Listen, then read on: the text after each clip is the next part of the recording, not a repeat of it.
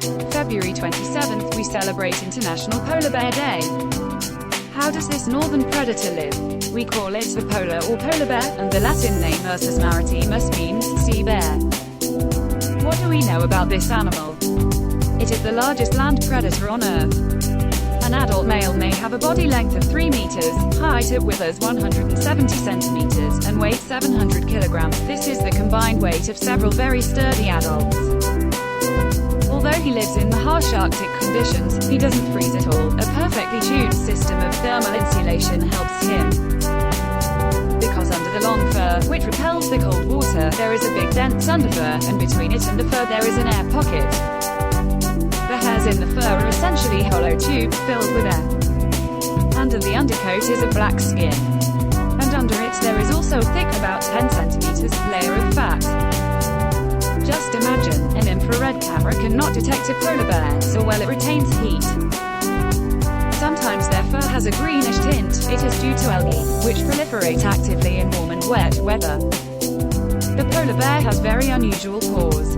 They have membranes to swim and walk between the fingers for warmth and not to slip on the ice floes. Its nose is distinguished. It can feel its prey under a meter layer of snow, and it can smell a seal even 10 kilometers away. The bear is an excellent swimmer. It swims at a speed of 6 kilometers per hour, dives to a depth of 10 meters. They are quite clean animals.